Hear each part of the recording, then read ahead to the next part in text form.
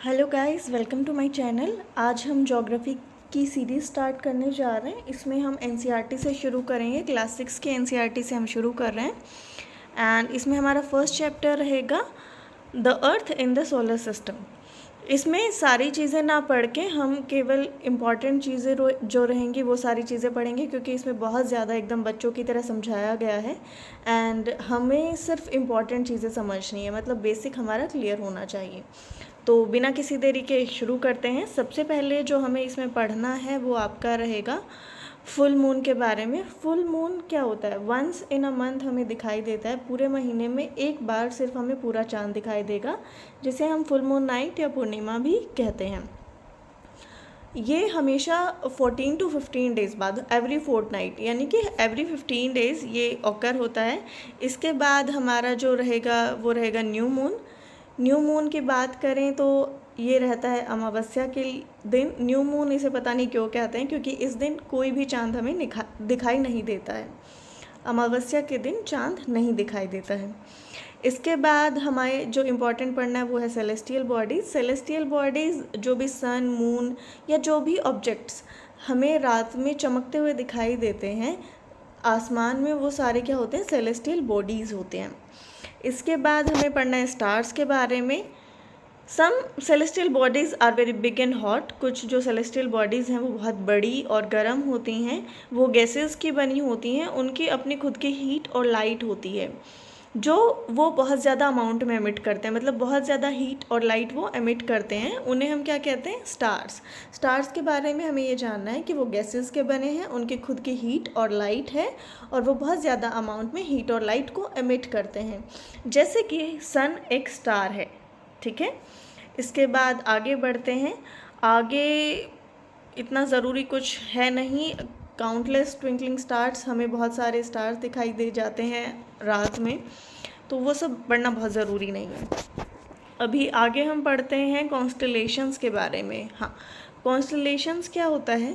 जो भी different shapes हमें नज़र आती हैं ना, स्टार्स के कुछ वेरियस पैटर्न्स होते हैं। स्टार्स अपने आप को कुछ पैटर्न्स में अलाइन करते हैं, तो उन्हें क्या कहते हैं? Constellation, group of stars.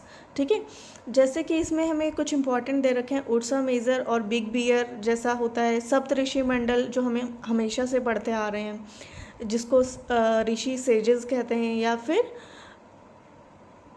क्या कहते हैं? Group of 7 stars.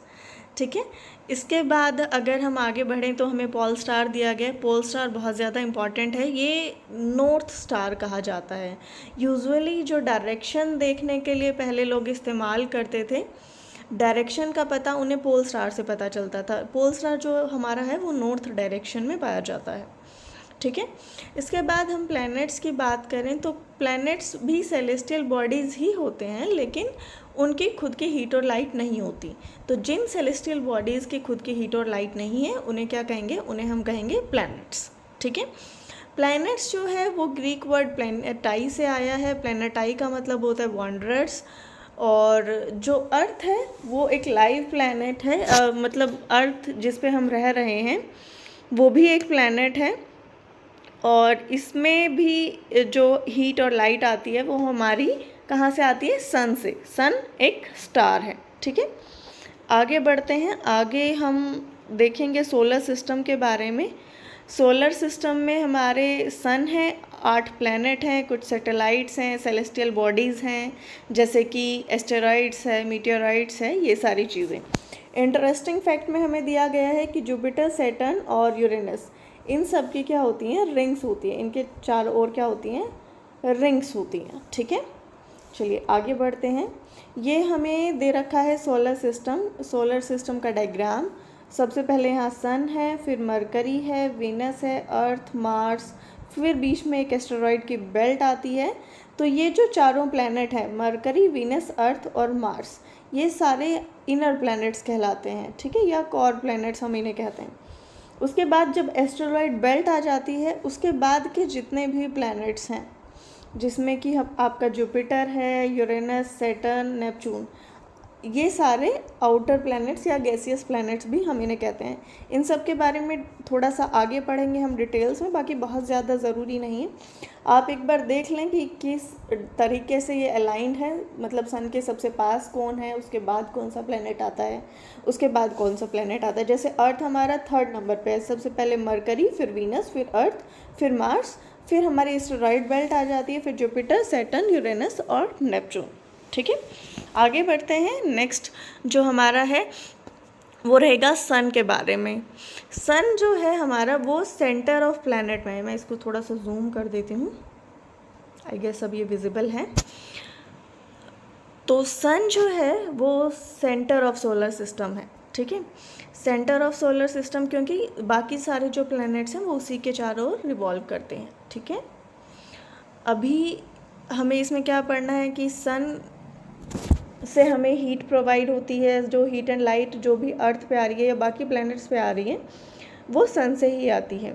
ठीक है, और बहुत ज़्यादा नहीं होती है फील, क्योंकि जो सन है वो 150 किलोमीटर दूर है। अर्थ का जो डिस्टेंस है सन से वो अराउंड 150 किलोमीटर्स है। यस, हाँ अब ठीक है। और इसके बाद हम आगे देखें प्लैनेट्स के बारे में। तो प्लैनेट्स के बारे में मैंने बताया कि जो भी उनका ऑर्डर है वो मैंने आपको बताया, mercury, Venus, earth, Mars, Jupiter, Saturn, Uranus and Neptune, इसी ऑर्डर में ये अलाइंड है। और इसमें कुछ फैक्ट्स दिए गए हैं, आई डोंट थिंक ये ज़रूरी है, आप पढ़ना चाहें तो पढ़ सकते हैं। इसके बाद आगे बढ़ते हैं।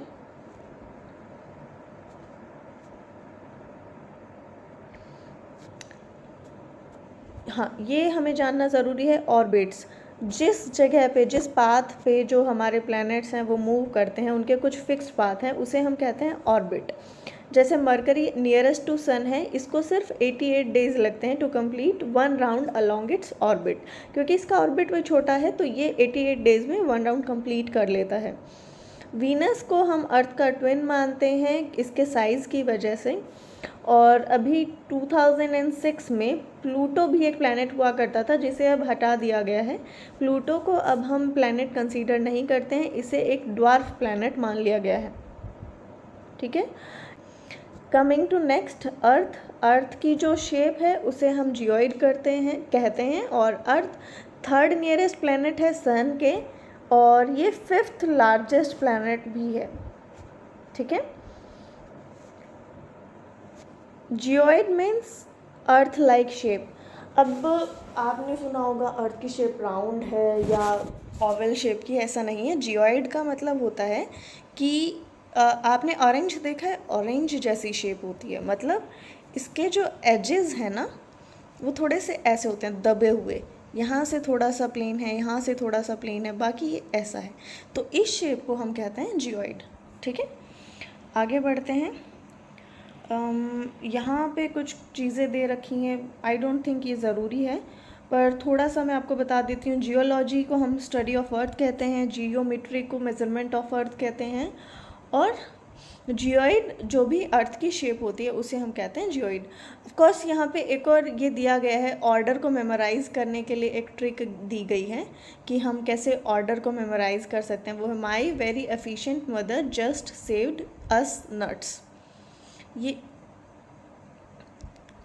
Just served us nuts. My very efficient mother just served us nuts, ये एक टेक्निक है या एक ट्रिक है जिससे आप प्लैनेट्स का ऑर्डर याद कर सकते हैं। वैसे भी इजी है, mercury, Venus, earth, Mars, Jupiter, Saturn, Uranus and Neptune. ठीक है, आगे बढ़ते हैं नेक्स्ट स्लाइड पे। हाँ, अर्थ की हम बात कर रहे थे, तो अर्थ में conditions favourable to support life is found on the earth. हमें पता ही है कि जो लाइफ सपोर्टिंग कंडीशंस हैं जो फेवरेबल हैं हमारी लाइफ के लिए, वो अर्थ पे अवेलेबल हैं। अर्थ ना तो बहुत ज़्यादा गर्म है ना बहुत ज़्यादा ठंडी है, वाटर है यहाँ पे, एयर है, सर्वाइवल के लिए हमें पानी चाहिए होता है और हवा चाहिए होती है, वो यहाँ पे उचित मात्रा में उपलब्ध है। The air has life supported gases like oxygen है, हमारे लिए हम ऑक्सीजन लेते हैं तो ऑक्सीजन है, प्लांट्स के लिए कार्बन डाइऑक्साइड है, तो सारी चीज़ें यहाँ पे अवेलेबल हैं। इसको हम ब्लू प्लैनेट भी कहते हैं, ब्लू प्लैनेट क्योंकि अर्थ पे 2/3 ऑफ वाटर है, जो हमारी अर्थ है उसमें 2/3 क्या है, वाटर से बना हुआ। ठीक है, डू यू नो में हमें एक इम्पॉर्टेंट फैक्ट दिया गया है कि 3 लाख किलोमीटर पर सेकेंड की स्पीड से हमारी स्पीड ट्रैवल करती है, लाइट ट्रैवल करती है। ठीक है, आगे बढ़ते हैं मून पे। तो मून जो है वो सैटेलाइट है, moon is the natural satellite of earth. Our earth has only one satellite that is moon. ठीक है, इट्स डायमीटर इज़, इसका डायमीटर वगैरह हमें पढ़ के कुछ नहीं करना है। एक हाँ, ये हमें याद रखना होगा कि ये अराउंड 27 डेज़ लेता है एक रिवॉल्यूशन के लिए, और ये अपने एक्सिस पे ही स्पिन करता है सेम टाइम पे। ये सारी चीज़ें तो आई गेस सबको पता ही हैं। सैटेलाइट क्या होती है? सैटेलाइट एक सेलेस्टियल बॉडी है जो मूव करती है प्लैनेट्स के around in the same ways as the planet move around the sun. Last topic जो कि है एस्टेरॉइड्स और मीटेओराइट्स। एस्टेरॉइड्स और मीटेओराइट्स में हमें क्या समझना है, थोड़ी सी चीज़ें हैं।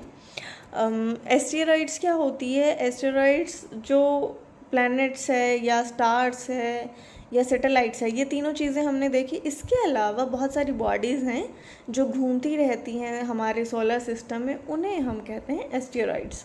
एक एस्टेरॉइड बेल्ट हमने अभी देखी थी जो कि मार्स और जुपिटर के बीच में थी। एस्टेरॉइड बेल्ट करके ऐसे थी, यहाँ पे मार्स है, ये एस्टेरॉइड बेल्ट है, और यहाँ पे जुपिटर है। इन्हीं जो सेपरेट करती है आपके इनर प्लैनेट्स और आउटर प्लैनेट्स को। ठीक है, इसके बाद मीटेओराइट्स के बारे में पढ़ते हैं। The small pieces of rock which move around the sun, ये सन के अराउंड मूव करते हैं, उन्हें क्या कहते हैं? मीटेओराइट्स। जब ये मीटेओराइट्स क्या कहते हैं, धरती पे आ जाते हैं, कभी कभी धरती पे आ जाते हैं, जल जाते हैं, तो इनका ऐसे ही इनको हम मीटेओराइट्स कहते हैं या मीटियोर्स कहते हैं। ठीक है, जो हमें शूटिंग स्टार्स दिखते हैं तो वो मीटियोर्स होते हैं। ठीक है, इसके बाद गैलेक्सी हम देखते हैं और यूनिवर्स। गैलेक्सी क्या है? A galaxy is a huge system of billions of stars and cloud of dust and gases. ठीक है, बिलियंस ऑफ स्टार्स मतलब बहुत सारे स्टार्स होते हैं, उसमें डस्ट के क्लाउड्स हैं और गैसेस हैं। मान लीजिए ये स्टार्स हैं बहुत सारे यहाँ पे, और जब ये बहुत सारे स्टार्स मिलेंगे तो ये क्या बना देंगे? गैलेक्सीज़, और बहुत सारी गैलेक्सीज़ मिल जाएंगी तो वो क्या बना देगी? यूनिवर्स। ठीक है, तो इसी के साथ हमारा फर्स्ट चैप्टर ख़त्म होता है। कल हम करेंगे सेकंड चैप्टर क्लास 6 की NCERT का।